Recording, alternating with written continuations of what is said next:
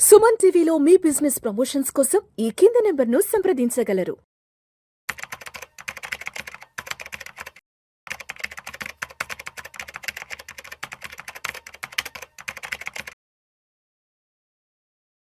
నమస్తే మాధవరెడ్డి గారు. నమస్తే అండి. Welcome to Suman TV and welcome to Vishnu talks. Thank you.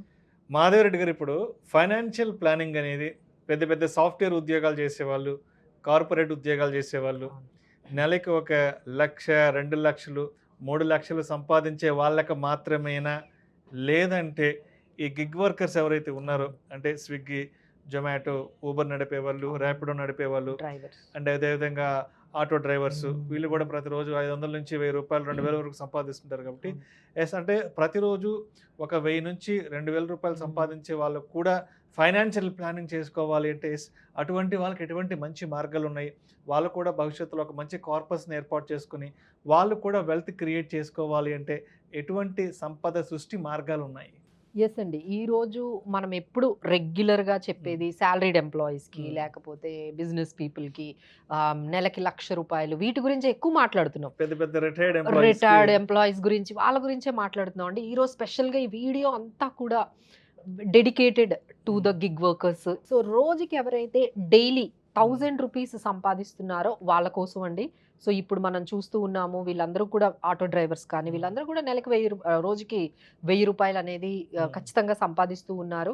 అలానే గిగ్ వర్కర్స్ కానీ, లేకపోతే ఈ ఓలా, ఊబర్, వీళ్ళందరూ కూడా మనకి ఈ గిగ్ వర్కర్స్ లోపలికే వస్తారు. వాళ్ళందరూ కూడా రోజుకి ₹1,000 అనేది, 1,500 అనేది సంపాదిస్తారు. సో వాళ్ళ కోసం ఇది మనం చేస్తున్నామండి.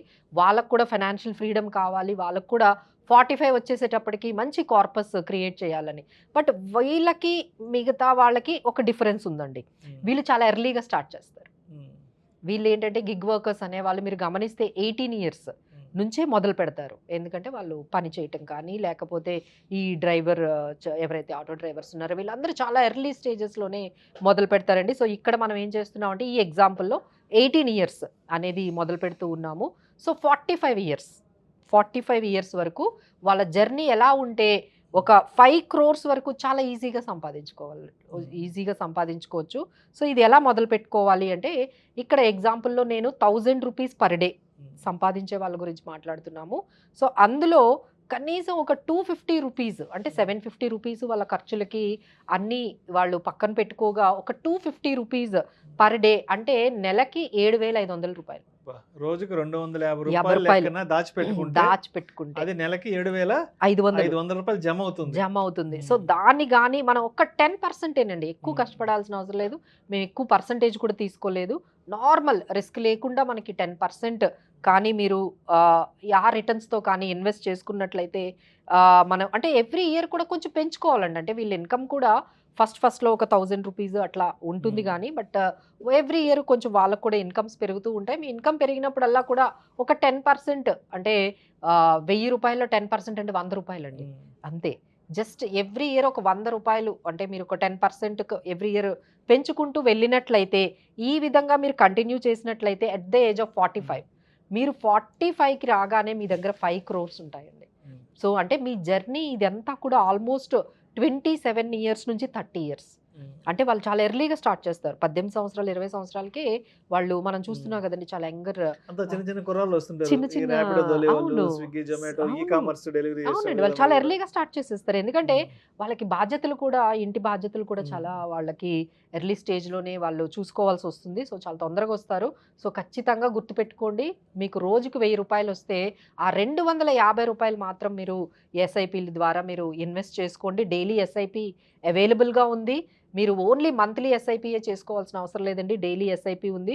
సో మీరు ఎవ్రీ డే కట్ అయిపోతుందండి ₹250 మీకు మీ అకౌంట్లో నుంచి కట్ అయిపోతుంది. అది ఇన్వెస్ట్మెంట్కి వెళ్ళిపోతుంది.